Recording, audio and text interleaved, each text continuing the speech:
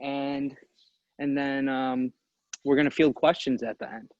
So now, with further ado, I'm going to do the overview here of the unit. So first, I'd like to show that these doors do come off, and you run the unit with the doors on always. Make sure that you do that because the unit could overheat. It is designed to circulate the air and self-cool within the unit by design. It's got a 28 horsepower liquid-cooled Isuzu diesel engine. And it's Tier 4 compliant with all your EPA regulations and DNR regulations as well, so you don't have to worry about all that. So you have your motor, and then you have your blower. The blower is what creates the vacuum and the suction to extract the natural gas as efficient and fast as possible to respond in those emergency leak situations. So in between your blower, which is right here, and then your engine, you have a flex rubber coupler that connects the two, okay?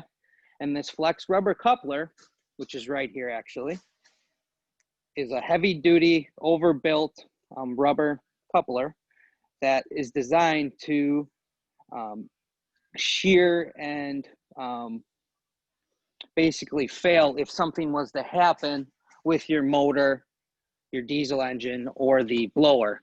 So for instance, your blower gets a little rust or water in it. This potentially could shear. It's kind of like a garden hose, and it'll shear. You'll have a little bit of smoke. You won't have a vacuum going anymore. And that's when you'll look right down in here and see it.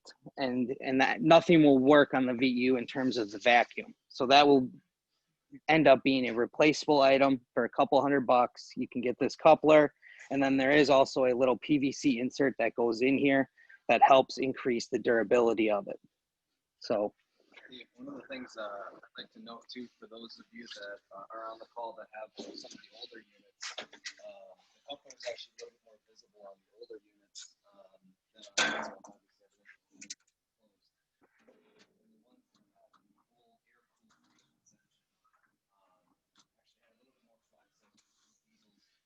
Flex a little bit more, so that coupler got strained a little bit more, which is why the updated PVC insert definitely helps, with the longevity of the unit. And for those of you that already have the VEU and familiar with it, we really appreciate the fact that you guys are using them. For the new customers, we're excited to have you on board. And for those of you that are on here that have not purchased the VEU yet, we're hoping to be able to kind of uncover the volume. Yeah, I've got a couple of chat members that are saying that they can't hear. David's volume is good, but Rick's is bad. Is that David's? Yeah, it should be the same thing. I mean, I can hear him on this one. can people hear him? Is it good now? Are we good now?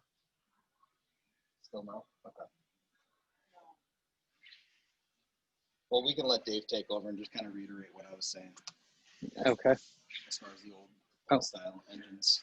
Yeah, Rick was saying the old style coupler is more visible on the older units, which you could see. Now in this newer unit, it's kind of hidden a little bit more.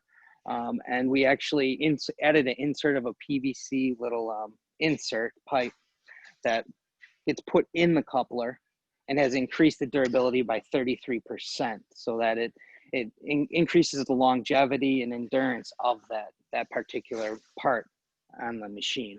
And then also, Rick just wanted to say thank you to all the current VEU users and future VEU users.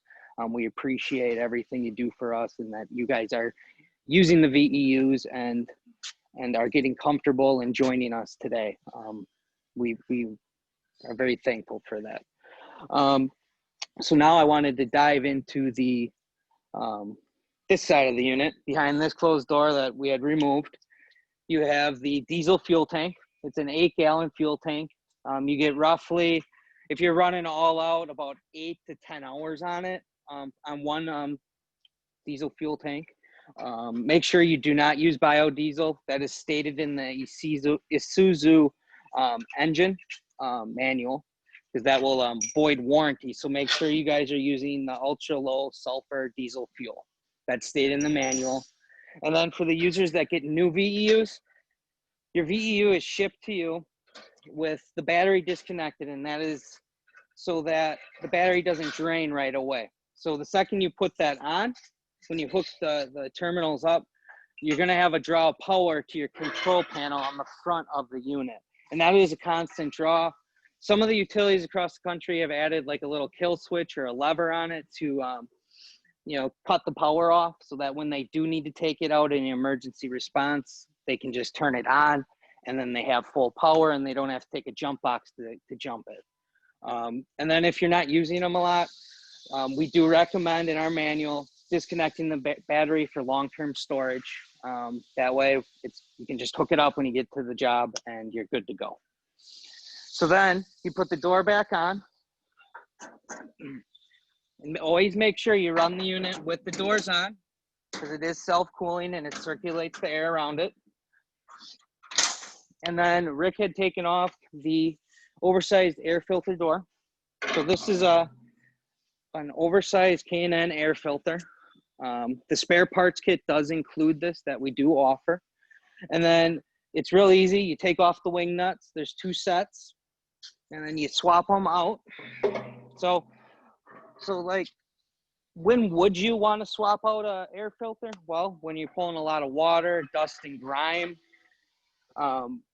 etc. You're running it for a very long time. You want to just open it up, check it out. If it's really dirty, take your air compressor hose, the air, blow it off, clean it off, put it back in.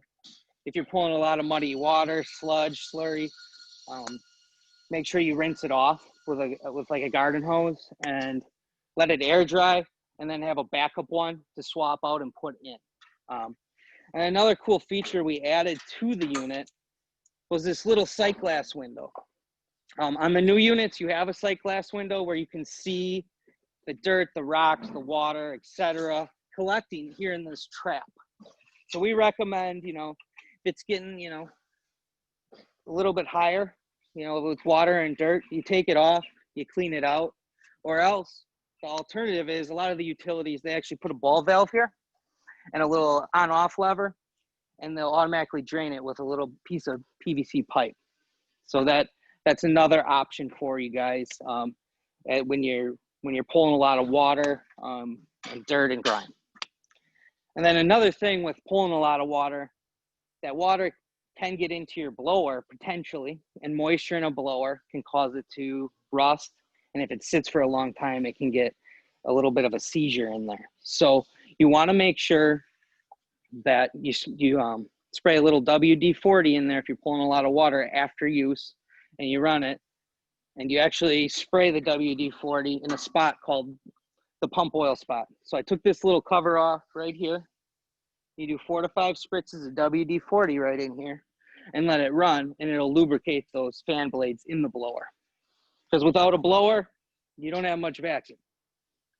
One of the big things to note too is that, you know, while it might seem very simple to kind of overlook, the filter is a huge portion of kind of what the unit does. So making sure that it's clean. You know, Dave and I have both been out on several different trainings and demos where we'll get out there and it hasn't been looked at in quite a while. So we pull it out and it's just full of dirt and dust, and you know, that's going to definitely affect the usage of the unit. Oftentimes we'll get questions, especially from the customers below sea level. Still no? Okay.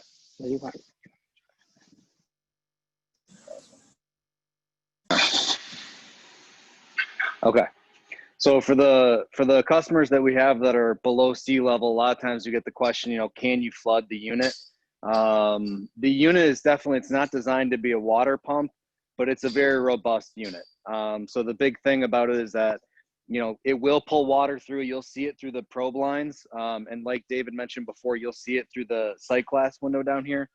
So as it starts to fill up with water, just make sure that you kind of, you know, idle the unit down, let the water drain out. I mean, if you're really not paying attention to it, in theory, you could suck enough water up that it would kill the engine. It's not going to be a huge detriment to the unit, but you're definitely going to have to do a little bit of work to kind of get that blower going again. But like I said, make sure that you're keeping an eye on that filter. It's definitely just like your filters in your trucks or cars, but it definitely gets more stuff going through it. So keep an eye on it. Make sure that you're either swapping them out or keeping them clean. And one other thing that I wanted to talk about real quick is we have these operator safety and service manuals. They all come with the unit. For those of you that don't have one, maybe got tossed out when you got a unit, they are available on our website at mbw.com. You can download it in PDF and. Okay. I'm just.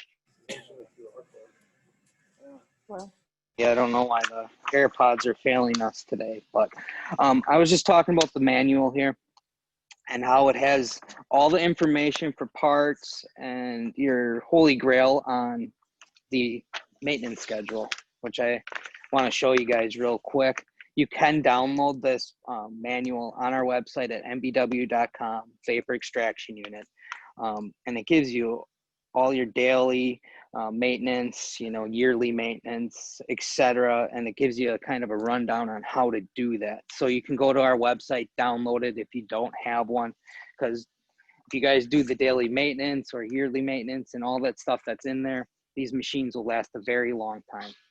So, and also real quick, we do have QR codes on here on our vapor extraction units. You can scan this. And what it actually will do now is it'll pull up a training video that we're actually shooting later today. We'll be doing the same thing as we're doing right now. And you can scan a QR code and it'll pull up the vapor extraction YouTube video and everything VEU related. So it's a quick little thing. You scan it with your camera on your phone and voila, you got vapor extraction unit information. It's technology at its finest when it works, kind of like the AirPods. So we're going to dive into the proper setup here now of the unit. So let's say you get out to your job, you pull up, you take all your reads, you kind of figure out what's going on with the gas underground. So you figured it out. You bring out your toolbox here, and what's in here is your sensor head. This is the brains of the operation. So without this, your unit will not run. You won't be able to do anything. So always have this with your unit.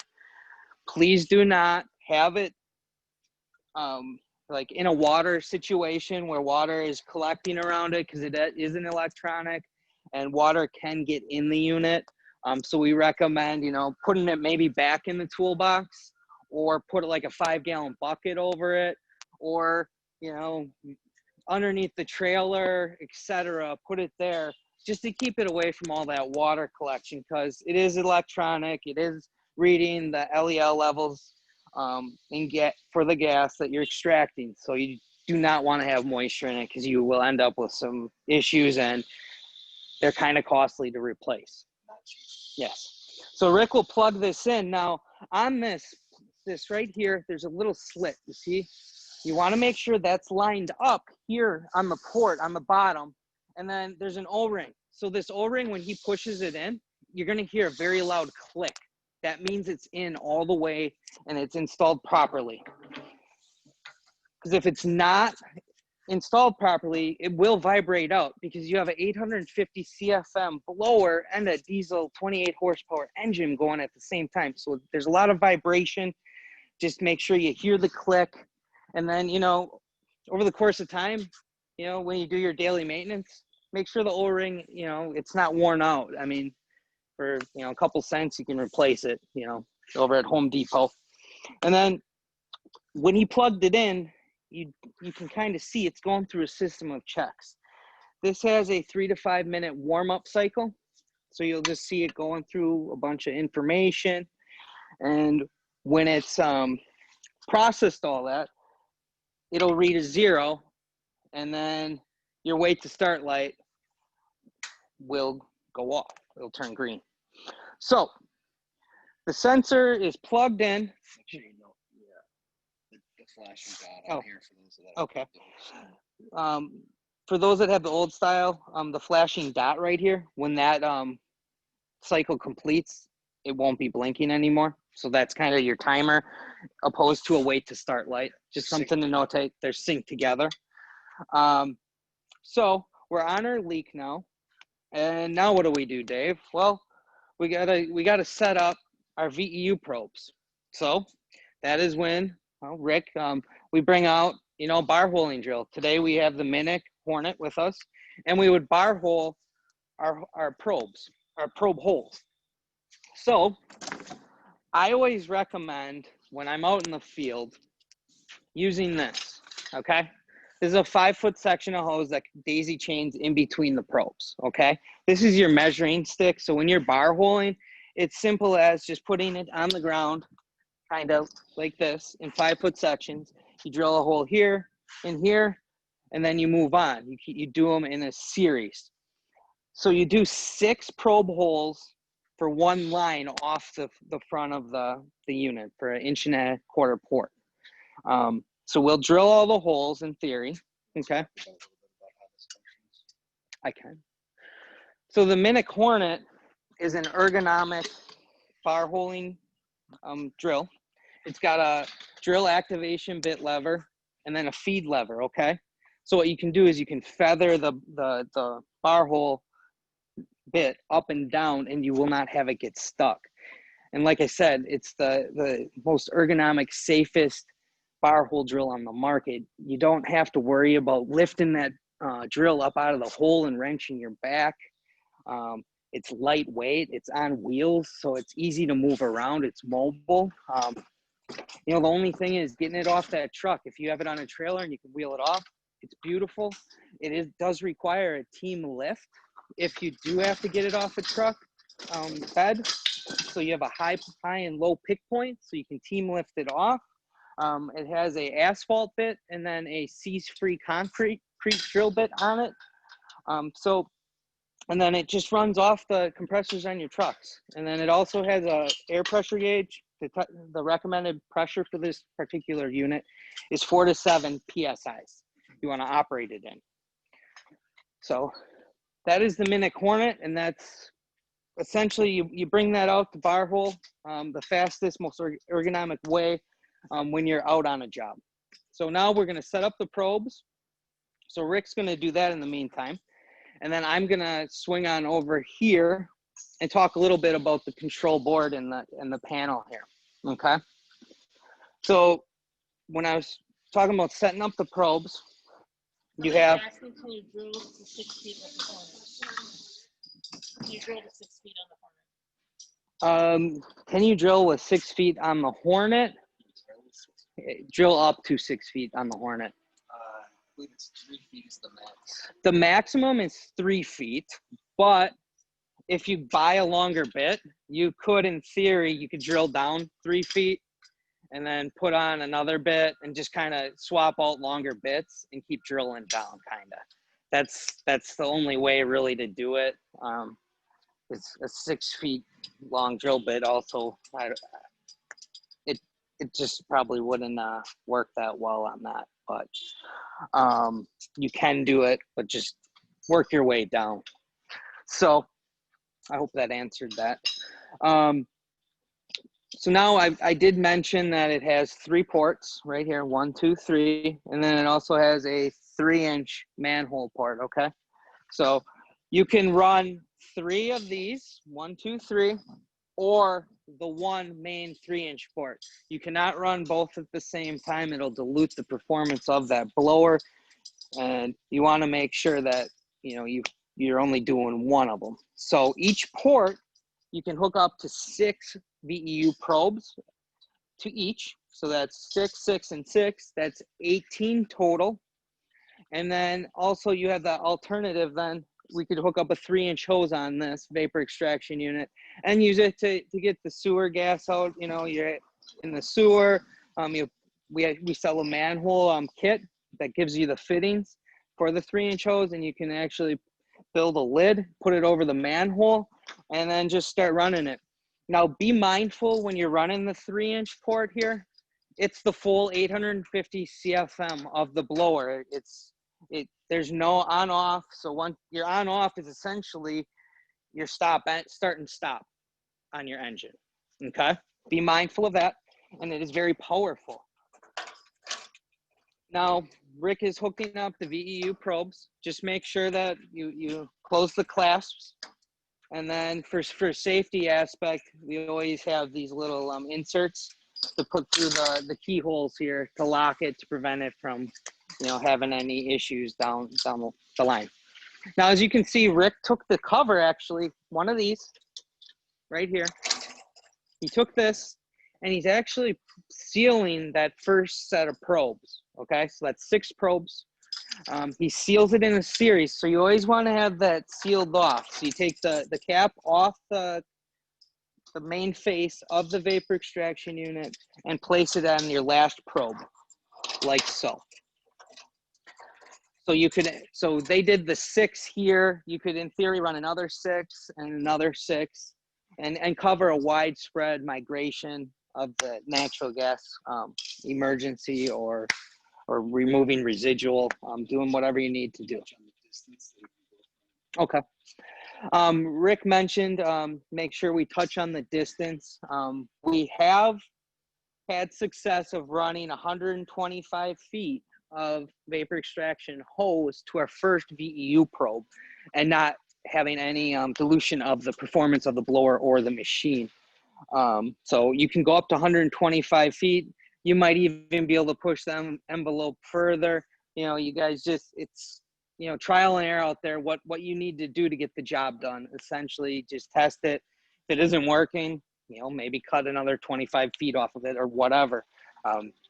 Just make sure that you have that end cap on there and make sure it's all sealed. That's one of the most important things, is you want this unit all sealed off and no other variables of air induction or anything like that. And another thing is, you might get out to a job and you start up the VEU. Okay. What negative pressure is ideal?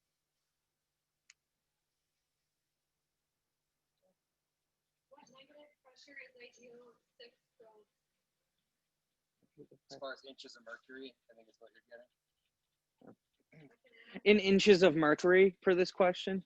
Yeah, general. Go ahead. Oh. Well, if you want to field it.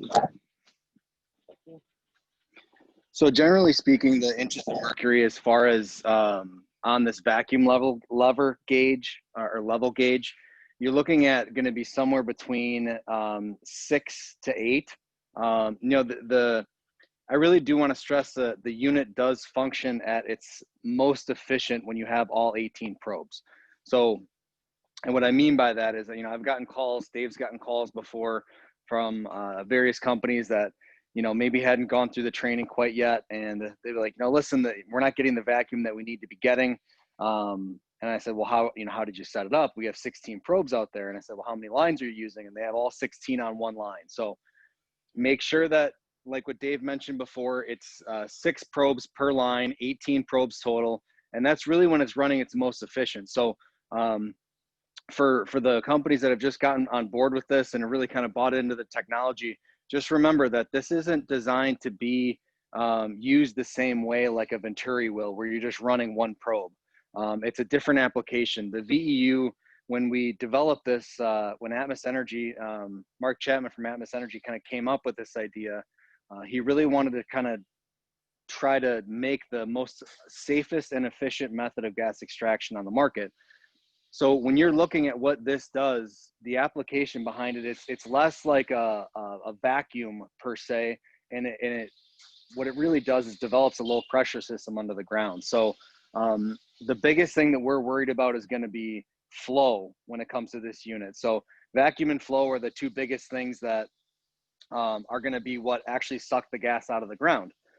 And the biggest kind of example I can use is when you look at a Venturi, and you can put that on the ground and it screams and it sucks everything out very, very fast. That is not getting the flow that you need, because it only pulls from maybe a 5 or 6 foot area. And then as soon as you turn it off, that gas will migrate back into it. What this unit is trying to do is it actually creates a low pressure system under the ground. And as you know, natural gas 101, natural gas travels to the path of least resistance. So with that negative pressure system, that gas is not only going to naturally migrate towards it, but because you do have the CFM of this vacuum unit, it's also going to be pulling it as well. So each one of these probes, as far as vacuum levels, works about time and a half as well as a standard Venturi would off of a compressor. Now, when it comes to this, yeah, the gauges is going to be definitely something you're going to want to keep in mind. And on the newer units, you're looking at, I believe it's about 6 to 8. On the older units, it actually goes up to about 10, max of like 10 or 12.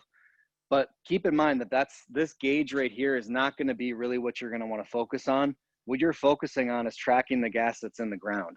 And because it is developing this path of least resistance, this low pressure system, it's going to be pulling the gas out. And that's really what you want to be focusing on. We've gotten questions before about, it doesn't feel like these probes are sucking.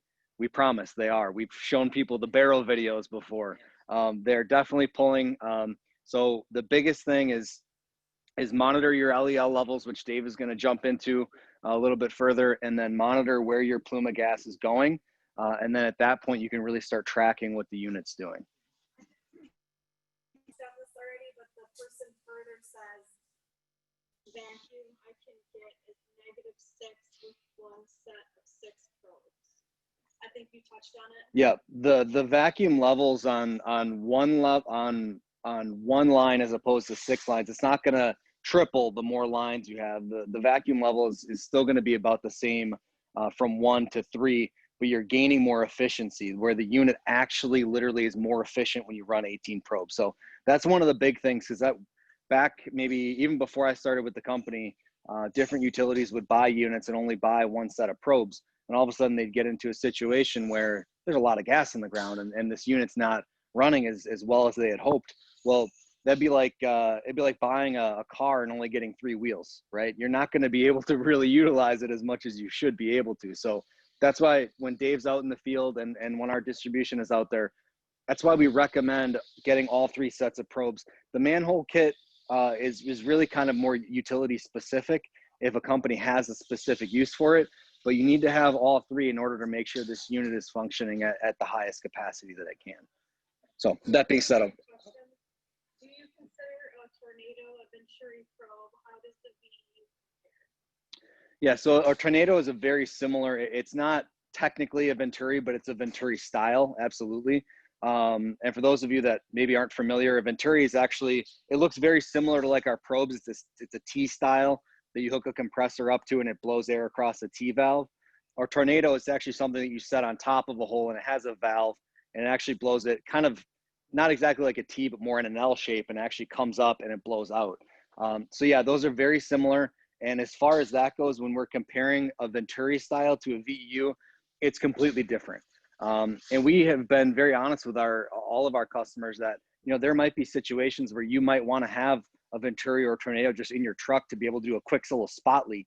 But anything that you're going to be out there for, more than an hour, definitely need to be considering using and pulling a VEU out there, because like I mentioned before, if you have any sort of concentration of gas, what a Venturi or a tornado will do is it'll pull from an area around it, a 6-foot area, give or take.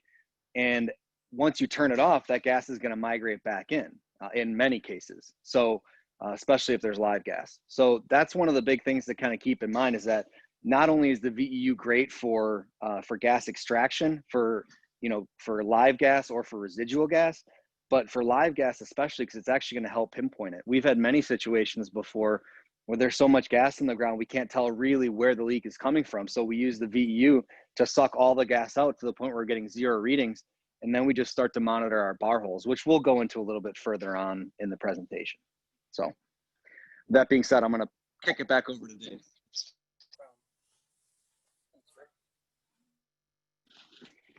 Now we're gonna basically go over starting and running the VEU, and then also dive into what the brains of the operation goes over. So remember, I mentioned that there's a blinking dot on the sensor that flashes, and that's correlated to the wait to start here.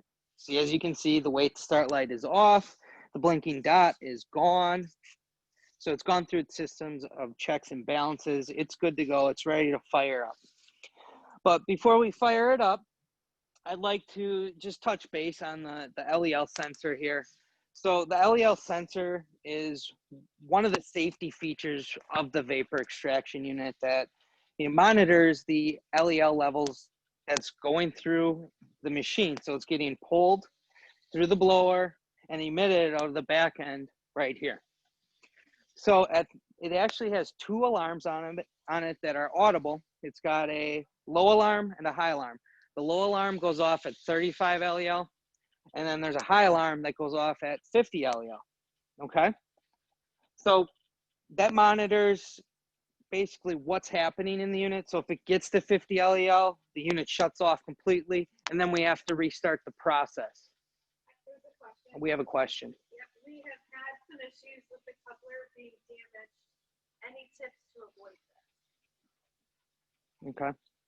A few tips with a coupler real quick. I would say when you're starting the VEU, make sure, I was going to dive into this, but your bypass right here is pulled all the way out like it is right now, because if it's closed, it's under full load when you start the unit. So you don't want to start that because that could cause an issue potentially. And then also make sure when you start the unit, you don't have the throttle all the way open. So if you have that under load too, that could cause issues. So just make sure you only have the throttle when you start it, about a quarter turn, lock it in, and make sure your bypass is open before you would start the unit. The other tip would be, if you are getting the new couplers and are putting that PVC insert in there, that'll also help increase the durability and strength of it. Like I said, we increased our durability of it by 33% by just having that little insert, because we ran tests with it with the manufacturer of it probably 2 years ago. So that's really helped too. And we're seeing a lot less coupler issues and errors or anything like that. So I would recommend more towards the starting of the unit, focusing on, the throttle and the bypass valve to minimize the torque and putting it under load. So there's that. Okay. Another tip would be, our service manager said, just make sure that if you're getting a lot of moisture, another thing that'll help it would be put a little bit of WD-40, 4 to 5 spritzes in the pump oil spot, to just do standard maintenance like I touched on earlier. He said that'll also help with the blower. But back to the sensor now. So this is what monitors in real time what is happening within that unit. So as I said, there's a low alarm at 35L, and then there's a high alarm at 50L. 50L, the unit will shut off and you have to restart the process of extracting the gas. So where the magic happens to help keep this sensor from hitting an alarm or prevent the unit from stopping is right here, the air bypass valve. So right now, this is less or more air blending within the blower when it's pulled all the way out. And your goal is eventually to have this bypass as you're purging all the way in, and that'll give you max vacuum. So let's say when you're running, let's just say we started with it all the way out, and then we give it a little bump.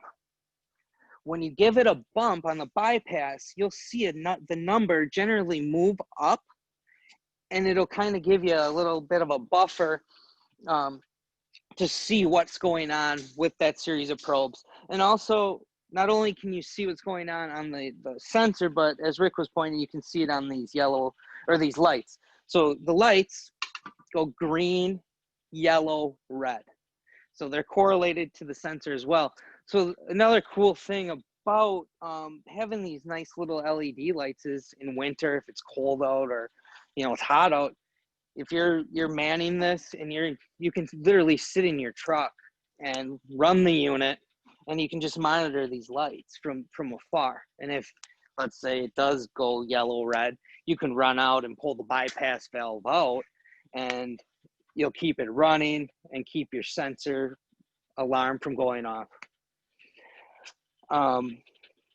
And then also, real quick, I want to touch on, if you really want to check the LEL levels of each bar hole, each probe has an on-off valve on it. So you could literally, if let's say we got 1, 2, 3, 4, 5 probes, you can just turn the valve off, and you could turn 4 of the 5 probes off, and then what's on that sensor would be what that hole is reading. But most utilities, what they do is they turn the valve off, they put their gas sniffer down the hole, and they just take individual reads on each hole. And that's the nice thing with this unit is with these probes, you can pinpoint where your leak is. You can start zeroing out each probe. And then as you're doing that, if you're on a live leak, you might have a hot hole. And that's where typically 9 times out of 10, your gas leak is. So that's kind of how pinpointing works with that. It's a beautiful thing. And we have a question. How close to a hot spot can you position your probe without high alarm kicking in and still getting a vacuum? Well, every leak is different. It depends on the pressure of the line in the ground. In theory, if it's high pressure, you probably won't be able to go right up on it because you're going to start sucking right away and it's going to clonk out. I would say do it at a safe distance. If there's so much gas in the ground, I would start maybe, let's try 20 feet away from it. If that's still alarming, maybe we back up a little bit more.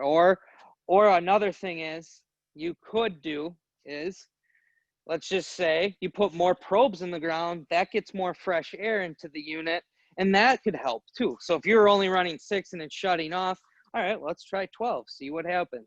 Oh, now we're running and we're not having an alarm. Life is good. The other thing is you could have all 18 out and it is shutting off. Then we're going to say, hey, one little tip that I've learned from being out on leaks over the years is, you turn the valve, dial it back a little bit. That can control the vac on each one. You can, just open it a little bit. And with the goal is to have it all the way open. Okay. Another thing I've seen some utilities do it. Manufacturers probably don't recommend it, but you could take off one of these caps. Just be mindful that this is active and it does pull.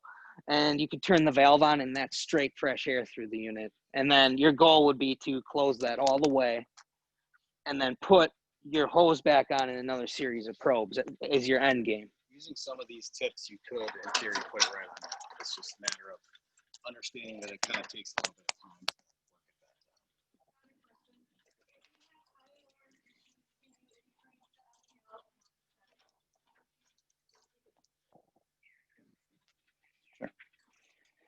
So the question was, if you have high alarm issues, can you change the LEL alarm settings? You can definitely change the lower alarm setting. So we actually did that a few years ago. We used to be at 25 was the lower alarm, and we bumped it up to 35 to kind of give people a little bit more room to play with.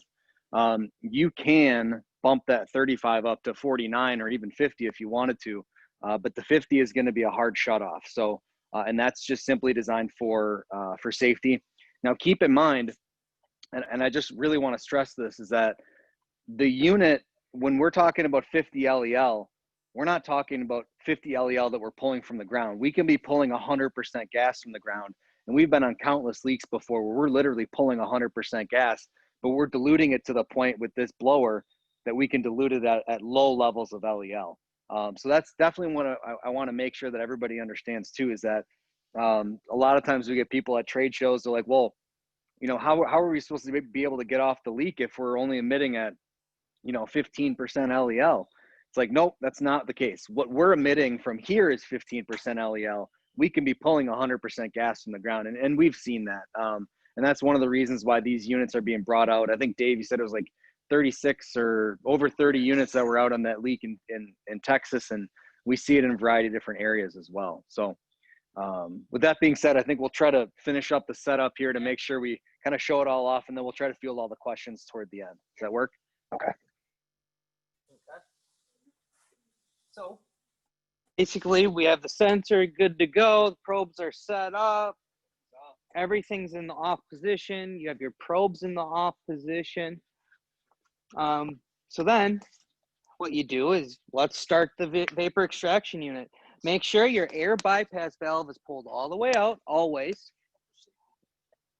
and then make sure that your throttle has a quarter turn, it's pulled out, so that's there. And then your wait to start light is off. And then I always say, just out of habit, I mean, these are in warm climates and cold climates, I always just say, just hit the glow plugs, because a diesel engine needs heat. It just helps its performance and get it going right away. So always hit the glow plugs. And then there's this, on the new units, you have an engine start button. So if you hit this button, it'll fire right up.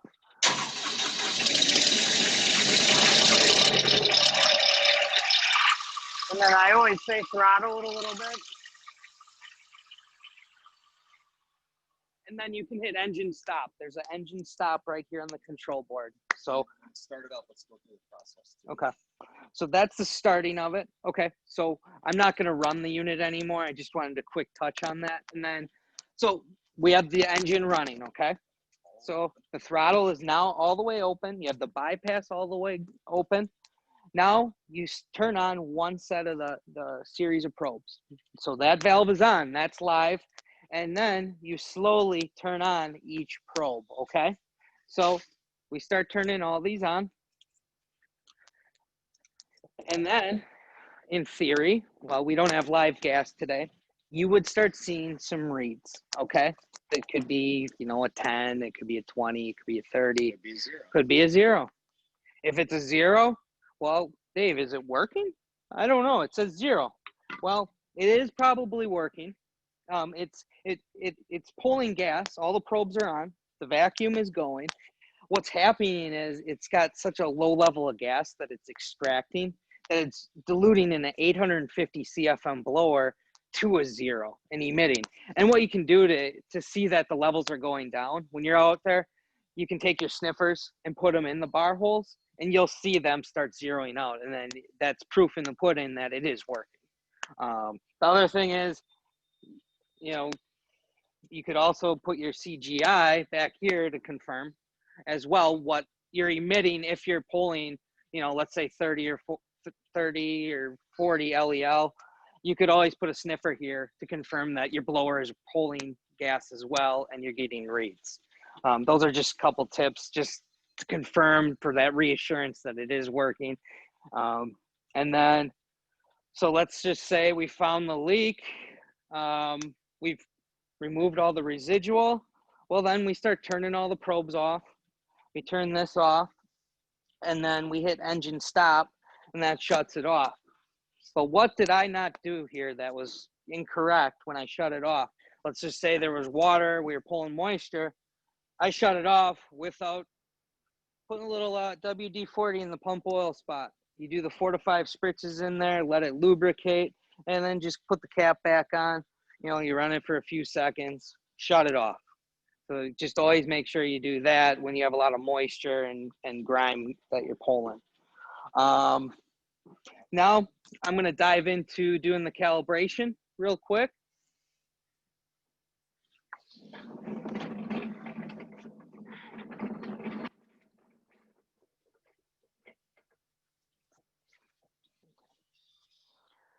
So with your calibration, you always make sure you have the calibration gas, 2.5%, 50 LEL. We do sell the calibration kits, and that includes the regulator and the cups with it. And it comes in this handy dandy case like this. So if you are looking for one at your shop, this is what it looks like. And then we go to the calibration. So if you want to zoom in. So what we do is we have a channel 1 and a channel 2. Channel 1 is your select, I like to call it. So that'll go through your options, okay? So you have the magnetic wand right here. So you need a magnetic wand or a heavy duty magnet to cycle through. So you go across the screen. So there's LEL. There's 0. So this is zeroing out the sensor. So then if you want to enter that, you'd swipe across channel 2. But you only have 10 seconds to make a move within here. So you always want to make sure if you're trying to zero out the sensor or calibrate, hit channel 2 as your enter before the timer goes down, and then you have to start back at square one, because you can see I didn't hit enter and it's at 0. So now I have to go back to the beginning and find the C for calibration. It's very sensitive today. And now it's counting down. So now I'll swipe across channel 2. And when I do that, you'll see the 0 popped up on the upper left and the timer is going up. So now I've entered the calibration mode. So in the meantime, this will count up to, I say you don't have to put the gas on until you hit about the number 75 on the bottom. So in the meantime, you hook this up, make sure that these slits are lined up on the bottom of the sensor. Otherwise, you won't be able to connect the cup. So we get this put on, you lock it in, and now we just wait. Now, Rick did mention another thing you can do is if you don't have cal gas out in the field, you can do the zeroing out of the sensor. And that will zero it, and you can use it in the short term. But when you get back to the shop, make sure you always recalibrate that sensor to get that gas through it to do a hard reset. But just make sure too that during the calibration, 15 seconds of the calibration is zeroing too. So you don't need to zero it and then calibrate it. The calibration does both if you're calibrating. Okay. Great addition. Good assist. So we're counting up. So now we're around 75. We can turn the cal gas on. Make sure you have the cal gas in there too. Yep. Now it is on. So now it's going to start counting up and registering all that gas flowing through that sensor.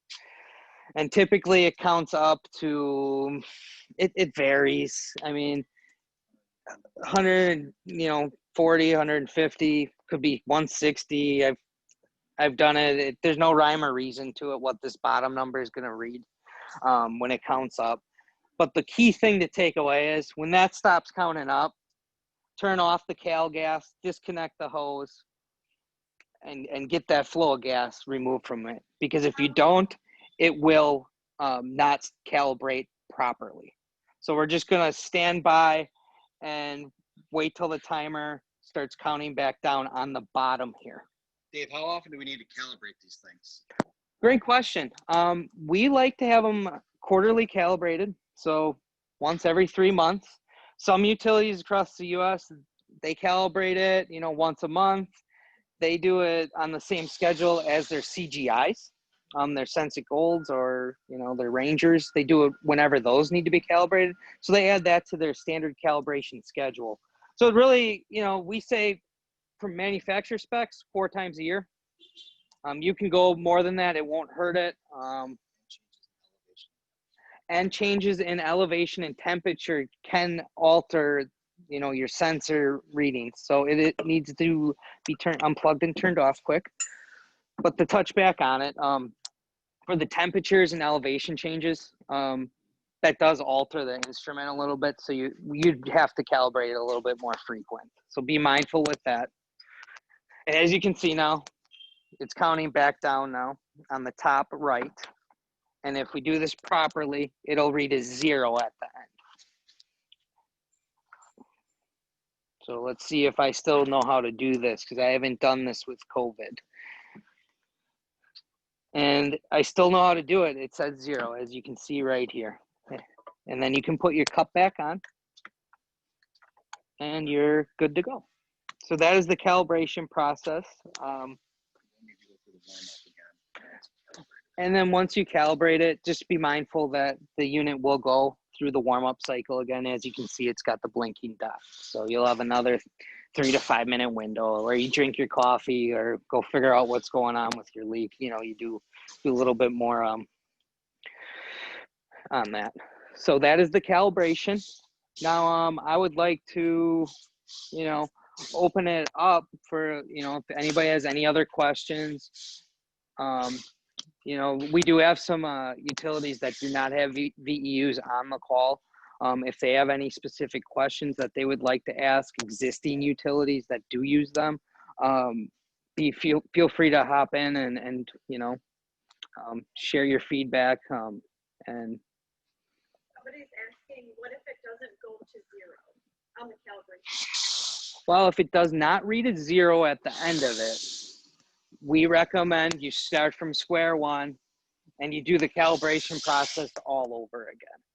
So you'd redo it, you'd do the cal gas, you'd run it through the system, and then in theory, if you do it properly, it'll read a 0. Another thing is, if you don't have calibration gas with you out in the field and you enter that process, make sure that you unplug the sensor from the VEU, because that'll reset it. It won't harm it, because if you don't do that, you're going to enter the calibration process and it's going to read a CFFF, which stands for calibration failure. So then this won't even be able to be used until you add cal gas and run it through it and calibrate it properly. So be mindful with that. It won't harm it. I know it might be scary to unplug it, but it's okay. Any other questions? Is there any harm in not calibrating four times a year? Ours is 2 years old, hasn't been used much. I don't think it's ever been calibrated. Okay. So somebody is wondering, It's a 2-year-old machine, we have a 2-year-old machine and it's never been calibrated. and it's never been calibrated before. He asks if there's any harm in not calibrating 4 times a year. And he's wondering if there's any harm in not calibrating 4 times a year. Well, the sensor will have a different number on it when you plug it in, most likely, because it's been 2 years and it hasn't had cal gas go through it. Is it harmed? No, but I highly recommend running cal gas through it, because the last time calibration gas and a calibration has happened on this sensor was before it was shipped off from MBW. We always factory test the units. We run gas right through here where we are, and do the calibration, and we make sure that these do fire up just like we did today, and they're ready to go once they hit the ground for you guys. If the unit is too far out of calibration, it won't run right. Meaning that you will actually, in some cases, if it's so far out of calibration, you won't be able to use that sensor. So you do need to make sure that, if you're using it under, if you're using for just emergency situations, that's fine. But I would recommend still trying to go out there and calibrate it incrementally, certainly before use, which challenging part about is if you're only using it for emergency situations, a lot of times you won't remember to go out there and calibrate it. So it's good to just kind of put it on a regular schedule. If you don't use it for 6 months, you might be able to get away without calibrating it, but you're going to have to make sure, the biggest thing is making sure there's a 0 on it. And if there's a 0, Read 0 and it works. read 0 and it works, you're good to go.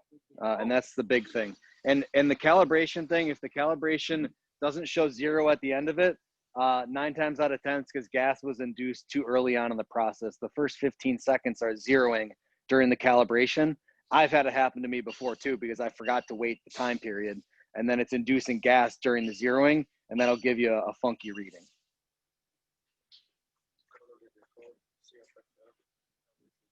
Yep.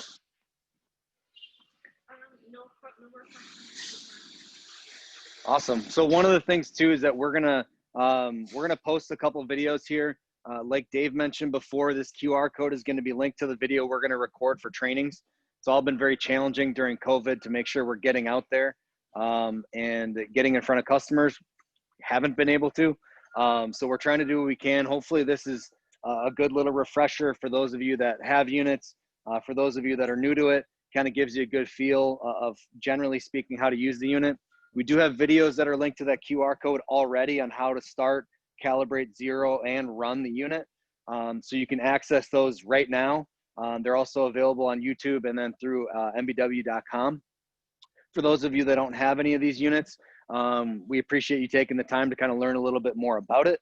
And yeah, we're going to be doing another training session that's going to be even more in depth than this, as far as really kind of a generally speaking, a training that we would do in person, but much more segmented for those of you that we can't get in front of right now. So I'm going to pass it over to Dave to kind of sign us off, but I really want to thank you guys for taking the time to join us here in the great state of Wisconsin. We hope you're all staying safe out there, and thanks again. So here you go, Dave. And everybody, Stay on right now real quick. We're gonna announce the names. We actually have, I believe it's 4 giveaways today. One of them is a $25 Amazon gift card, and then we have 3 I believe they're cinch bags with some goodies in them from MBW swag. So we're gonna announce the winners here. Martin Sveen, you have won the Amazon gift card, I am told. And then Jeremiah V, I am told, you have won a swag bag. Mark C, you have also won a swag bag. Mark Connors, I believe that is. And then another swag bag goes to Darlene L, I believe it's Lucero. Sorry if I butchered your name. And then those are our winners. Please message me or email me your address, and we will ship those things out to you guys. I also want to give a shout out here to our distribution of these units. The guys that are the face of MBW when I'm not there. I want to give a shout out to Upsco Inc. out of the Northeast, Consolidated Pipe and Supply down in the Southeast. I got Tri-Pacific Sales out on the West Coast, and then EGW Utilities down in Texas. And then also we have our people north of the border, the Canadians Tech Valco Company. They handle the VEU up north. I just want to give a shout out to all of them for all their support and, helping us with the VEU when we're not available, and, helping us line up trainings just like they did today. Without them, we wouldn't have been able to do it. We have a question about the QR code. Can you add that to existing units? And the answer is yeah, we can send them some QRs. Yes, the QR code, we can send you some QR codes to add to existing units. Just send me a message, and we will get some mailed out to you, and you'll be able to use those. Did we have another question? Yeah, the question is about the exhaust. I would address this exhaust that says this needs to be covered. Okay. And then I would say, as far as this, if this needs, if you can change that. We can put a rain cap, or they can change this exhaust. Okay. We had a question on the exhaust here real quick. For the exhaust, you can adjust it to any way that you find fitting. And you can put a little flap on it if you want. It won't harm it. And then also with the back port here, this is where your LEL and your gas is being emitted to atmosphere at safe levels. You can put a little flap on it if you want, if that makes you more comfortable, but it is engineered and designed to have a slit right under here. It's kind of hard to see, but if you go out to your shop and look, there's a little slit that's machined in here. And then also where the gas flow goes through right here, this is actually higher up and designed so that the water does not get past right here. So it cannot get down in here. Now, if you have a torrential downpour, realistically, it's going for 20, 30 minutes. Water can get in there, but we do the best we can to prevent it. I would, just after a rainstorm, just check it all out, do the maintenance on it, make sure the water didn't get in there, lubricate it. And then also there is another drain spot underneath the blower right here. Any other questions?